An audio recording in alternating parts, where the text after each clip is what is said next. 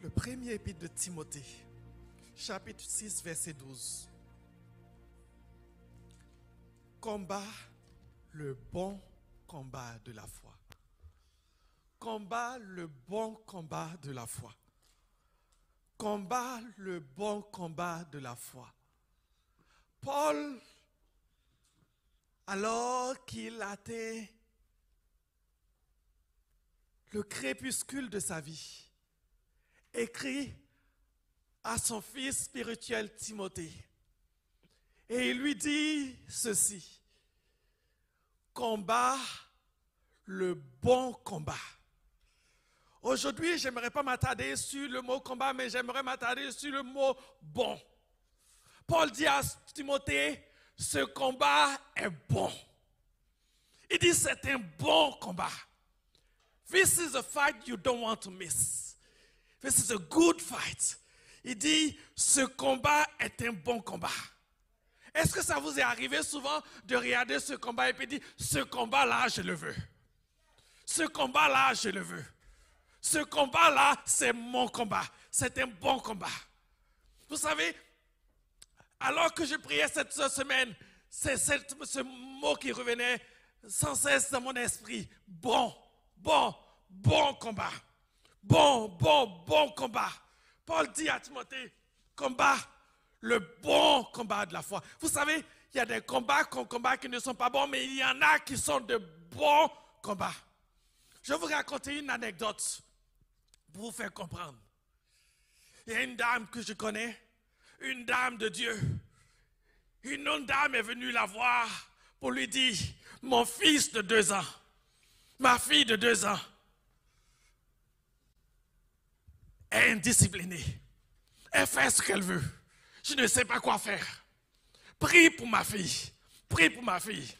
La dame l'a regardé puis elle a dit, this is my fight. Tu n'as pas besoin, donne-moi ta chicane, donne-moi ton problème, donne-moi ton enfant. I'm going to cast out this evil. Je vais la discipliner, donne-moi ton combat.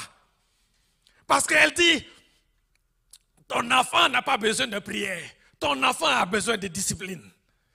Ton enfant, la dame a dit à l'autre femme, ton enfant n'a pas besoin de prière, ton enfant a besoin de discipline, donne-moi ton enfant. Ton enfant à qui tu parles, qui ne t'écoute pas, donne-moi ton enfant. I want this fight. Et Paul dit à Timothée, combat le bon combat. Il y a des combats que tu as besoin de prendre. Des combats, vous savez, il y a des opportunités qu'on ne peut pas rater. Et Paul dit à Timothée, 3 fois il parle du bon combat. Il va le dire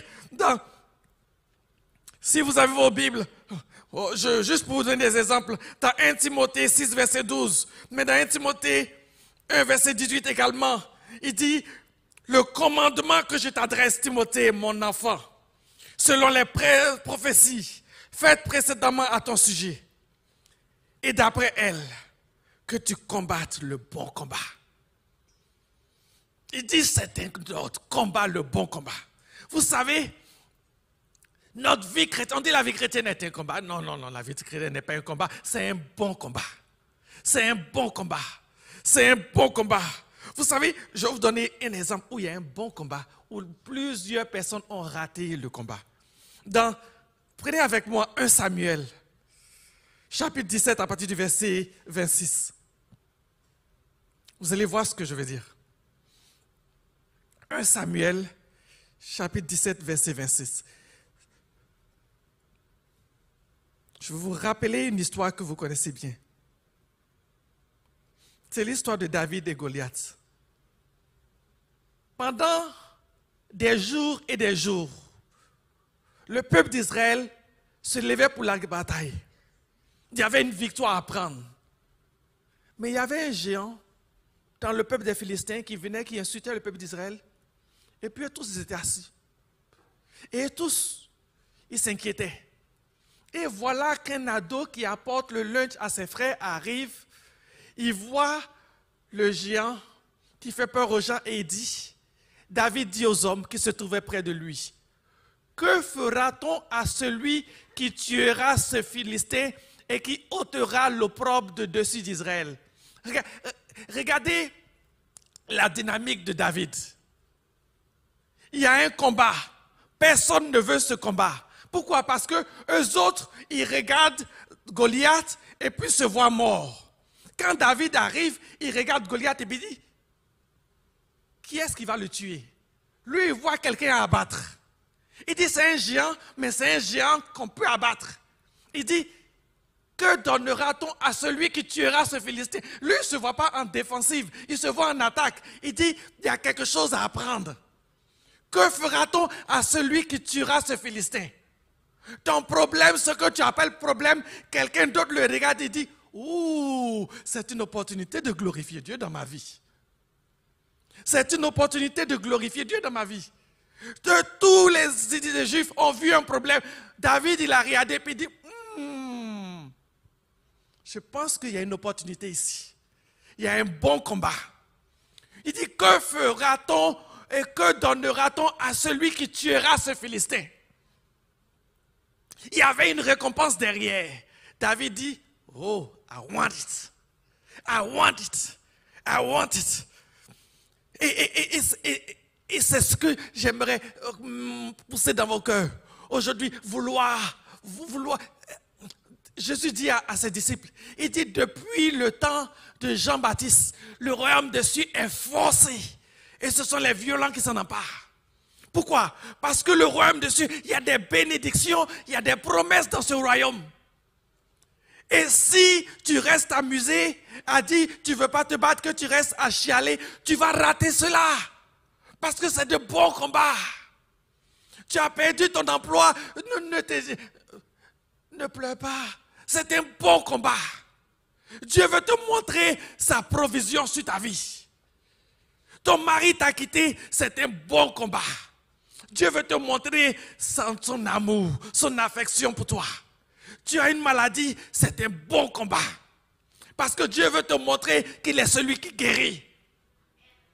C'est un bon combat. Est-ce que tu peux voir ton problème comme un bon combat? Pas comme une calamité, mais comme une opportunité, un bon combat. C'est un bon combat. Il dit combat, le bon combat de la foi. Combat le bon combat de la foi. Combat le bon combat de la foi. Parce qu'il y a des opportunités. Et il dit, dans ce combat, il faut que tu comprennes une chose. Et souvent je dis aux chrétiens, il y a des chrétiens qui disent, pasteur, le diable s'attaque à ma famille. Je dis non. Le diable ne s'attaque pas à ta famille. Le diable s'attaque à mes finances. Le diable ne s'attaque pas à tes finances. Il y a plein de milliardaires dans le monde.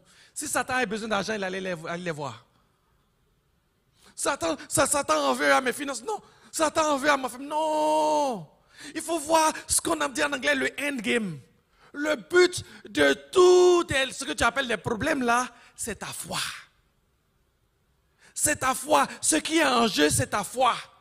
Est-ce que tu vas te comporter comme la femme de Lot de Job qui dit « Maudit Dieu meurt, renonce à ta foi » ou bien est-ce que tu vas tenir ferme jusqu'au bout? Parce qu'à la fin, c'est la foi qui est importante. C'est pour ça que Paul dit à son fils spirituel, alors que Paul est à la fin de sa vie et il sait que Timothée va prendre l'église d'Éphèse, il dit à Timothée, il dit « Combat le bon combat de la foi ». Ne laisse rien venir maganer cette foi. Ne laisse rien venir faire chanceler cette foi. Quel qu'en soit ce qui se passe, ne te laisse pas distraire. Il faut que ta foi tienne. Il dit combat le bon combat de la foi. Est-ce qu'il y a des combattants au milieu de nous? Est-ce que j'ai des combattants au milieu de cette église? Des gens qui disent, moi je veux me battre. Moi je veux me battre, que ma foi va tenir. Vous savez, Paul, à la fin de sa vie, quand tu lis Paul, dans 2 Timothée 4, 7, qu'est-ce que Paul dit? Paul dit à Timothée, il dit, ce que je te dis de faire, je l'ai fait. Il dit, j'ai combattu le bon combat. J'ai achevé la course. Paul est vieux, il va mourir. Il dit, j'ai combattu le bon combat. Il dit, tu me regardes de ma conversion jusqu'au bout, j'ai gardé la foi. Comment est-ce qu'on sait que Paul a gardé la foi? Parce que Paul est en prison et il dit, réjouissez-vous, je vous le dis, réjouissez-vous. Comment est-ce que quelqu'un qui est en prison peut te dire, sois dans la joie? Parce que la foi est là. Il dit, Quel qu'en soit ce qui m'arrive, je ne me suis pas laissé distraire. Je n'ai pas laissé les choses visibles autour de moi venir handicaper ma foi. Je n'ai pas laissé ce que je vois dans le naturel venir changer la qualité de ma foi. C'est pour cela que Paul, dans sa prison, a pu écrire des lettres qui aujourd'hui sont une bénédiction plus de 2000 ans après à l'église. Pourquoi? Parce que sa foi est demeurée ferme. Parce que sa foi est devenue ferme. Vous pensez que Paul a eu une vie facile? Vous pensez que Paul a eu une vie facile? On parle de Paul. Paul n'a pas vu une vie facile. Quand Paul s'est converti, les chrétiens ne voulaient même pas venir proche de lui. Parce qu'avant que Paul se convertisse, il était un tueur de chrétiens professionnels. Quand Paul s'est converti, ça a pris Ananias pour emmener Paul devant les apôtres pour dire non, non, il est vraiment chrétien. Paul a ouvert l'église de Corinthe. Ils ont mis en question son ministère. Quand tu es pasteur et puis tes chrétiens te disent, toi là, est-ce que tu es vraiment pasteur? Paul est obligé de défendre son ministère par rapport à l'église qu'il a créée, l'église de Corinthe. Vous pensez que Paul l'a eu facile? Paul se retrouve en prison et il continue de garder la foi. Même là, je parle des combats extérieurs. Regardez les combats intérieurs de Paul. Prenez avec moi Romains 7, verset 14. Vous allez voir les combats intérieurs de Paul. Parce que si je vous dis gardez la foi, vous allez dire oh oui, oui, viens nous juste pour pomper la foule. Non, je parle des choses sérieuses. Regardez Romains 7, verset 14. Il dit nous savons en effet que la loi est spirituelle, mais moi je suis charnel, vendu au péché, car je ne sais pas ce que je fais. Je ne fais point ce que je veux, et je fais ce que je hais. Or, si je fais ce que je ne veux pas, je reconnais par là que la loi est bonne. Et maintenant, ce n'est plus moi qui le fais, mais c'est le péché qui habite en moi. Ce qui est bon, je le sais, n'habite pas en moi. C'est-à-dire dans ma chair. J'ai la volonté, mais non le pouvoir de faire le bien. Car je ne fais pas le bien que je veux, et je fais le mal que je ne veux pas. Et si je fais ce que je ne veux pas, ce n'est plus moi qui le fais, c'est le péché qui habite en moi. Je trouve donc en moi cette loi. Quand je veux faire le bien, le mal est attaché à moi.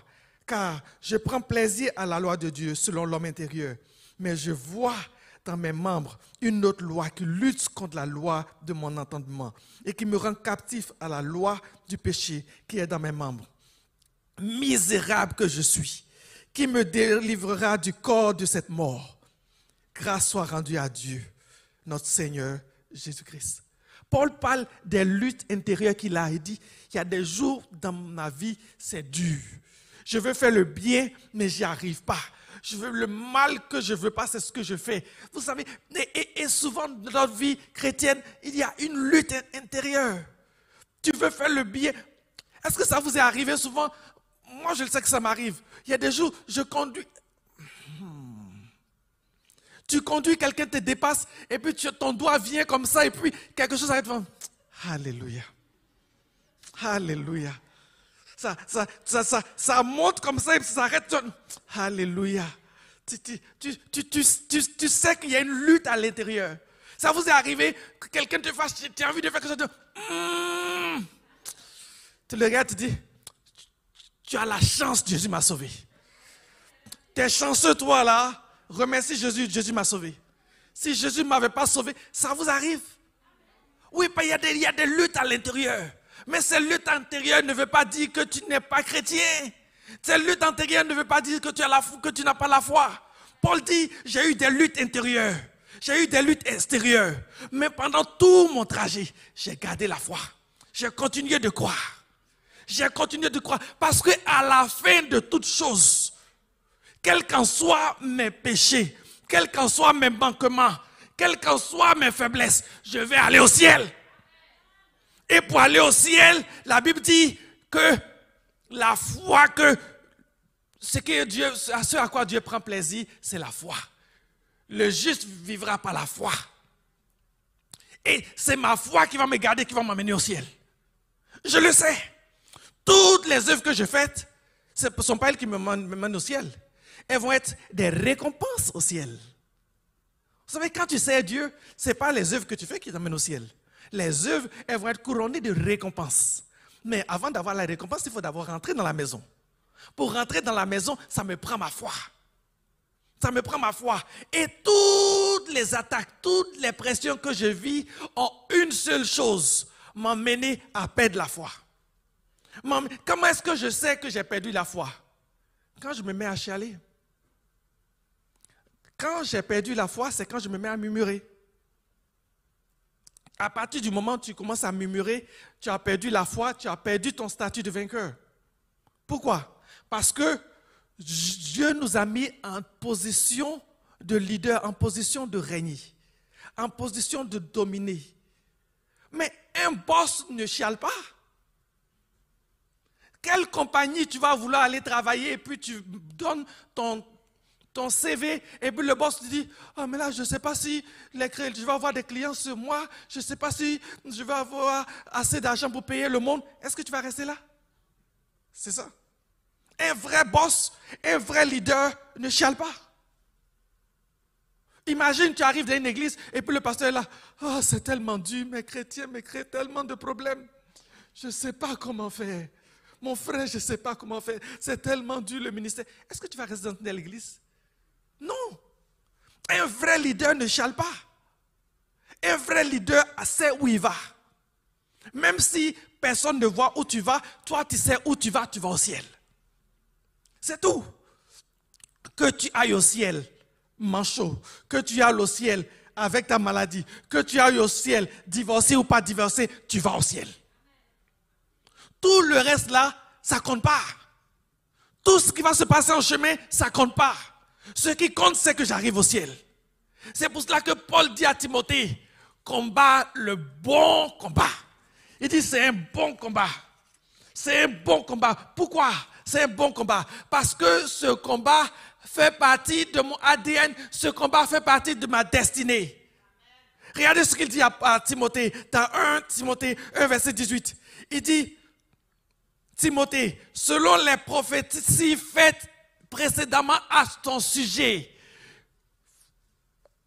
c'est que tu combattes le bon combat de la foi. Il dit à Timothée, il dit, oh, j'aime ça. 1 Timothée 1, 18. Le commandement que je t'adresse, Timothée, mon fils, selon les prophéties faites précédemment à ton sujet, Dieu a prophétisé sur ta vie que tu seras un vainqueur. Dieu a prophétisé sur ta vie que tu es son bien-aimé. Dieu a prophétisé sur ta vie que tu es plus que vainqueur. Tout ce qu'il attend, c'est que tu t'attaches à cette promesse que tu crois. Jusqu'au bout. C'est tout le drame du peuple d'Israël. Depuis Abraham, Dieu leur a prophétisé un pays, une nation. Tout ce que Dieu attendait d'eux, c'est qu'ils s'attachent à cette promesse. Qu'est-ce qu'ils croient? Attache-toi à ce que Dieu a promis pour toi. Ce que tu dois devenir, c'est un chrétien victorieux. Ça fait partie des prophéties qui sont sur ta vie. C'est écrit dans le ciel.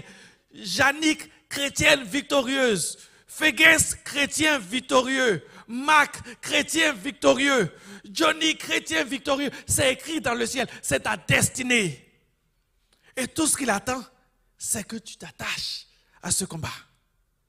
Est-ce que tu entends le ciel qui regarde et qui dit « Chrétienne victorieuse, chrétienne victorieuse, chrétienne victorieuse, ne lâche pas, combat le bon combat. » Le ciel m'appelle. Le ciel, quand je pense à cette parole, je dis « Le ciel m'appelle. » Je lis les écrits de Paul et je dis « Le ciel m'appelle. Je vais aller au ciel malgré tout. » Je vais aller au ciel malgré tout. Parce que je ne veux pas rater les occasions qui me sont données. Je ne veux plus voir les problèmes qui m'entourent comme des calamités, comme des situations dramatiques. Mais je veux les voir comme des opportunités. Parce que, comme je dis, Dieu nous a donné des grâces pendant qu'on est sur terre. Je vous ai lu la dernière fois, Jésus qui dit, je suis la lumière du monde pendant que je suis avec vous. Il dit, pendant que dans Jean 9, verset 5, je vous l'ai montré la dernière fois. Je dis, pendant qu'il fait jour, je suis la lumière du monde. Pendant que je suis avec vous, je suis la lumière du monde. Mais une fois qu'il s'en va, nous dit, nous sommes la lumière du monde. Et il dit, une ville située sur une montagne ne peut être cachée. Ce que tu es ne peut pas être caché. Tu es un combattant, ça ne peut pas être caché. Je dis souvent aux jeunes chrétiens, le jour où tu t'es converti, ton péché a été pardonné. Le ciel t'a été destiné. Mais il faut que tu comprennes que le jour où tu as été converti, tu es rentré dans une guerre qui a commencé avant toi. Cette guerre a commencé depuis le jardin d'Éden. Quand Satan a trompé Adam et Ève et qu'ils sont tombés, Dieu a, j'aime comme le pasteur dit, Dieu n'a pas maudit la femme, il a puni la femme. Mais en punissant la femme, il a en même temps béni la femme parce qu'il a prophétisé sur la femme. Il a dit, ta postérité écrasera la tête du serpent. Donc, cette postérité, Jésus a écrasé la tête du serpent. Toi, tu es la postérité de Jésus. Il faut que tu comprennes que tu es rentré dans une bataille. Une bataille dans laquelle tu es plus que vainqueur. Comment est-ce que tu peux refuser un fight dans lequel on te dit tu vas gagner à la fin? Comment est-ce que tu peux refuser un combat dans lequel on te dit dès le début, à la fin tu gagnes? Tu ne peux pas te plaindre.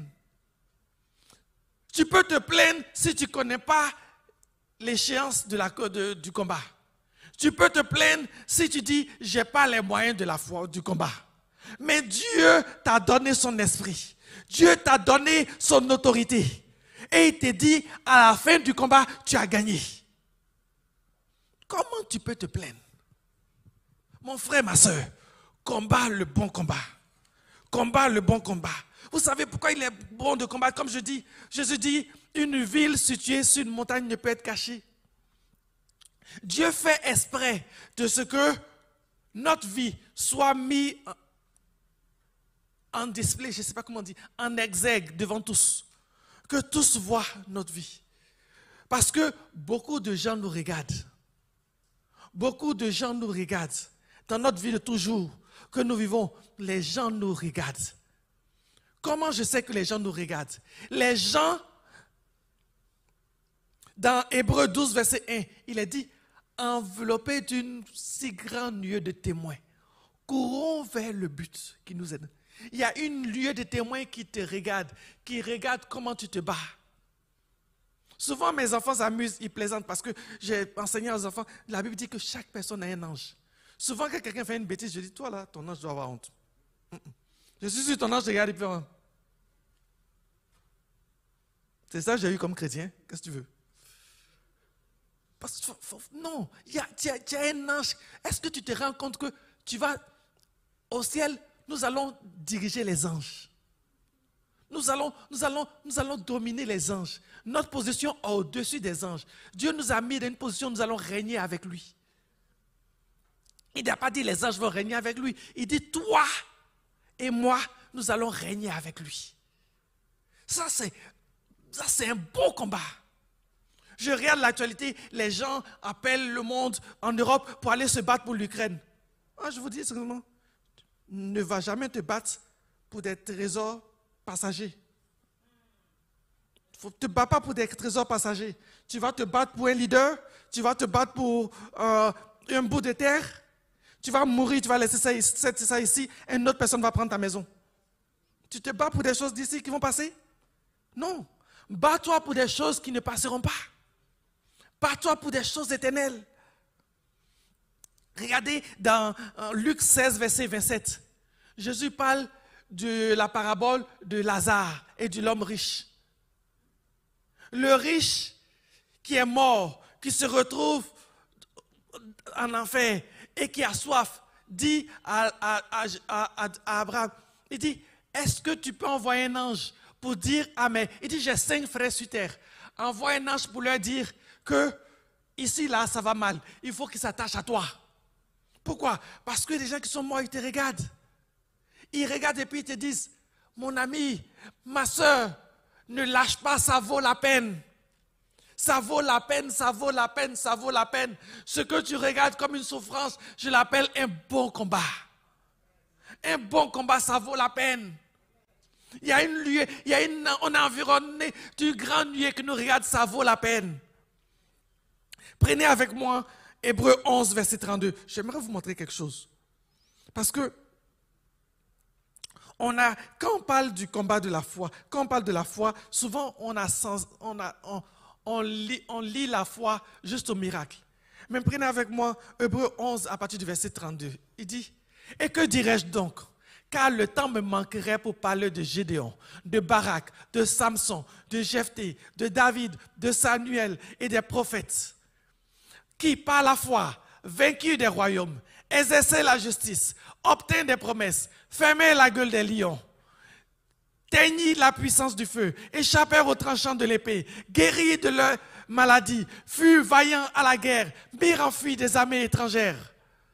Des femmes recouvrèrent leur mort par la résurrection. » Je m'arrête là.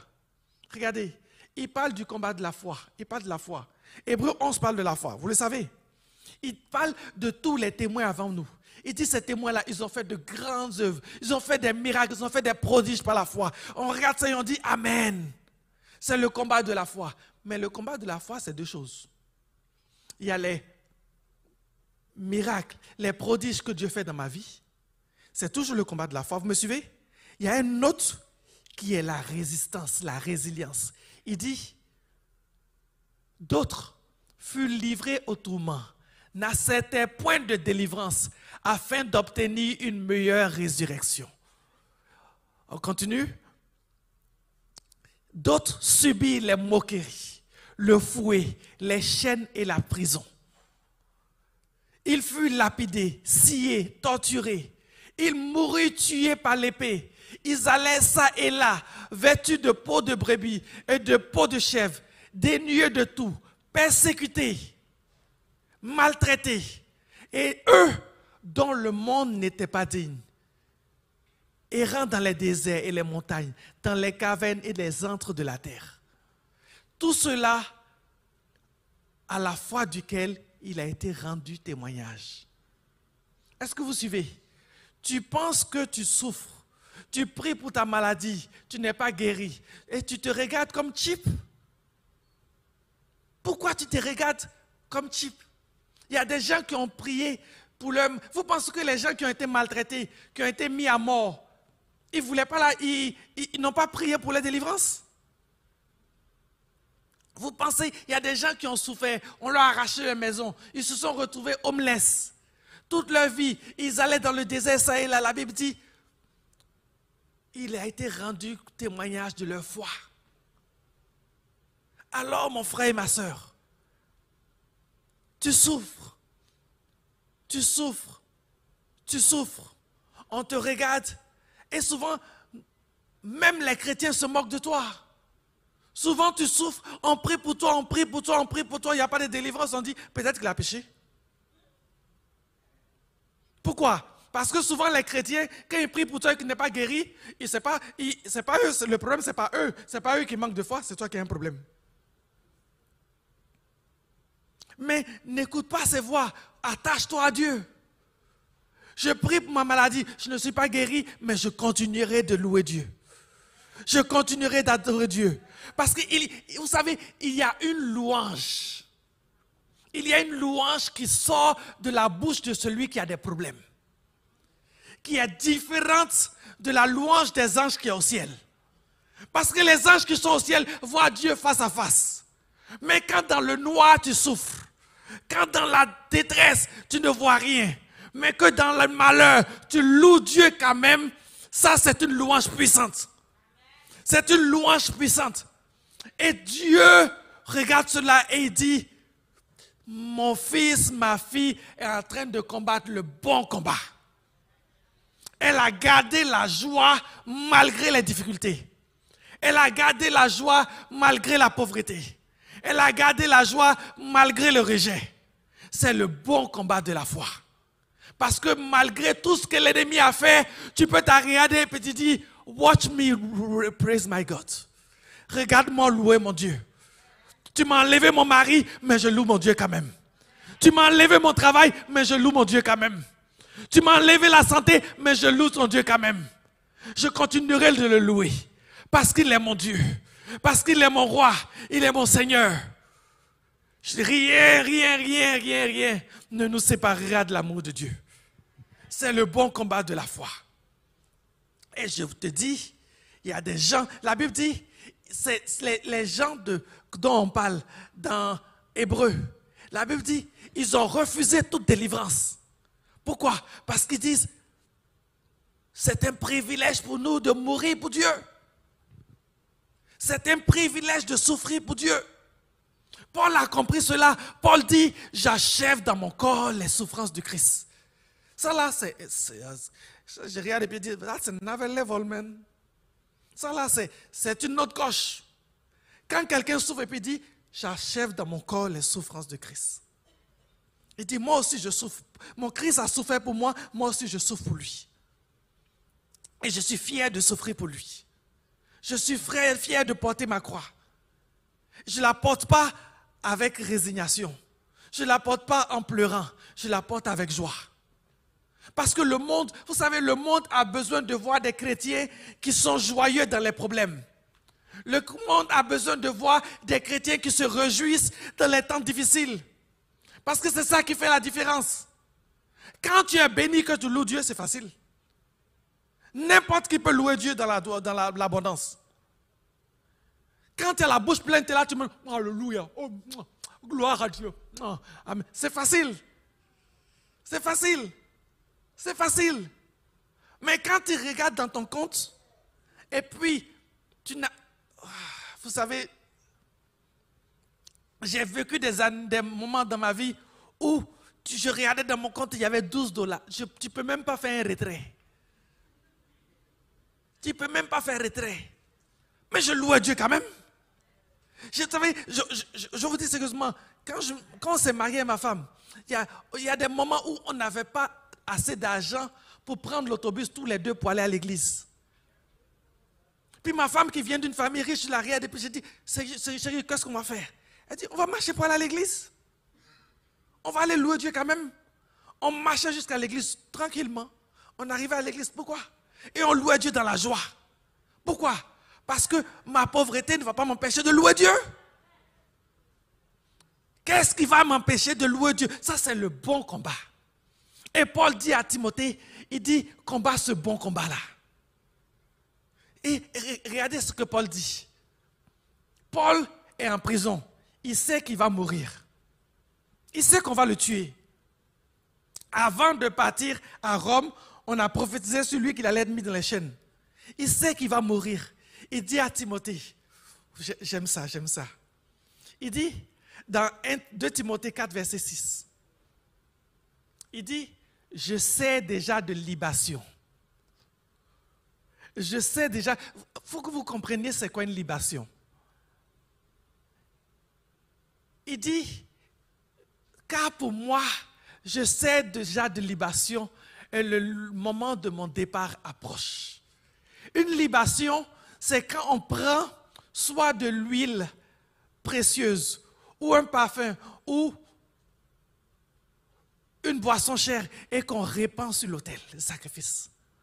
Paul dit, eux ils pensent qu'ils me tuent, qu'ils ont gagné. Mais moi, je suis content parce que c'est un sacrifice pour Dieu de bonne odeur qui monte vers Dieu. Il dit, tu penses que tu me tues, César? C'est un sacrifice de bonne odeur qui monte vers Dieu. Si vous voulez voir, quand vous vous souvenez de Bethel, quand, comment il s'appelle, Jacob s'est retrouvé à Bethel et qu'il a vu l'échelle qui descendait du ciel, la Bible dit, il a offert une libation. Une libation, si on ne le fait plus. C'est quand le patriarche prend de l'huile sainte ou bien une boisson, il prie et il répand cette boisson à terre. Il répand la boisson à terre. En général, c'est quelque chose de valeur qui est répandu à terre pour Dieu. Et Paul dit, ma vie est répandue à terre. Comme un sacrifice de bonne odeur pour Dieu. Rome pense qu'il me tue, qu'il va faire taire l'évangile. Mais ils ne savent pas que mon sacrifice qui est répandu à terre va porter du fruit pour les générations à venir. Et 2000 ans après, Paul est mort. Mais le fruit qui a été répandu à terre, cette libation porte du fruit. Aujourd'hui, on lit les évangiles, on lit les épîtres de Paul et on est glorieux et on est affermi. On lit et on est affermi. Satan pense qu'il te fait souffrir.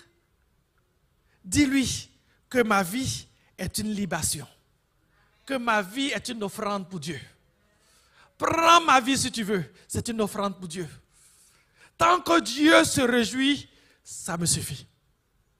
Mais vous savez, une bonne offrande, Paul dit, offrons-nous comme un sacrifice de bon augure. Il faut que l'offrande soit volontaire. Il faut que l'offrande soit volontaire. Pour que ce soit une bonne offrande, il faut que je la veuille. Il ne faut pas que une offrande, ce n'est pas qu'on te tire de force pour t'emmener à l'autel.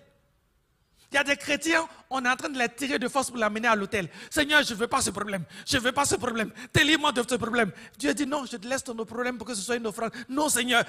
Ils viennent à l'autel, le cœur serré. Ils ne veulent pas. Ils ne veulent pas. Ou bien ils viennent à l'autel, mais ils sont tristes. Je meurs pour Dieu. La vie chrétienne est difficile. Comment on va faire? La vie chrétienne, c'est comme ça. Hein? On souffre. Non. Dans la joie, je m'offre à Dieu. Je m'offre à Dieu. Je m'offre à Dieu dans la joie. Pourquoi? Parce que je sais qu'à la fin de toute chose, je veux garder. Je veux être vainqueur. À la fin de toute chose, je vais être vainqueur. Je vais être vainqueur. Si vous lisez Apocalypse 2, Apocalypse 2, verset 7, Apocalypse 2, verset 10, Apocalypse 2, verset 17, Apocalypse 2, verset 26. À chaque fois que Jésus parle à l'église, il dit, à celui qui vaincra, je donnerai. À celui qui vaincra, je donnerai. À celui qui vaincra, je donnerai ceci. À celui qui vaincra, il y a une récompense. À celui qui vaincra, je donnerai. Est-ce que tu seras parmi les vainqueurs?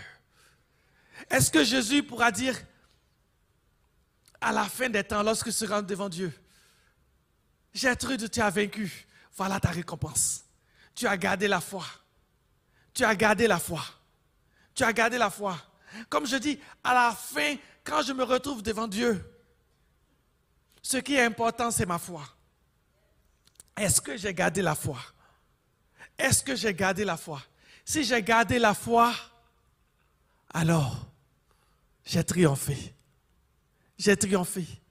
Toutes les épreuves que je vis, toutes les circonstances que je vis ont juste une seule but. Comme on dit en anglais, the endgame.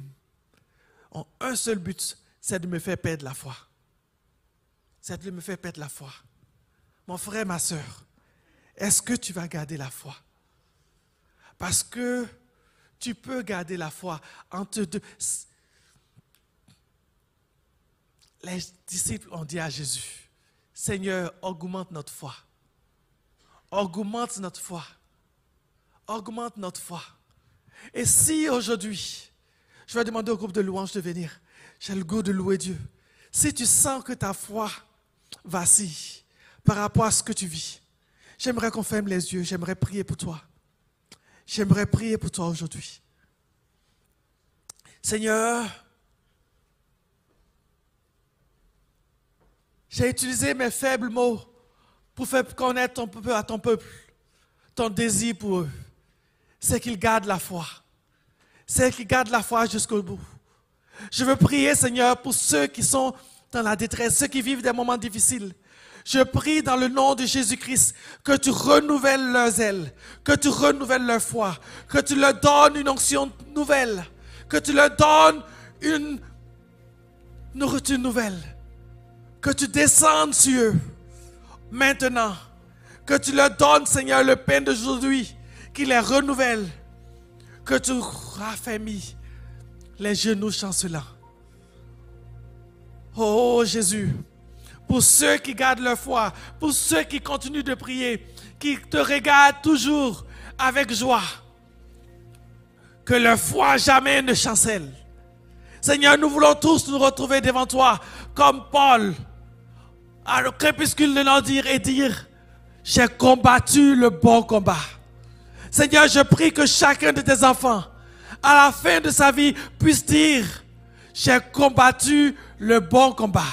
J'ai combattu le bon combat. J'ai combattu le bon combat. J'ai gardé la foi. Sois béni, Seigneur. Sois loué au nom de Jésus-Christ. Alléluia. Louons le Seigneur.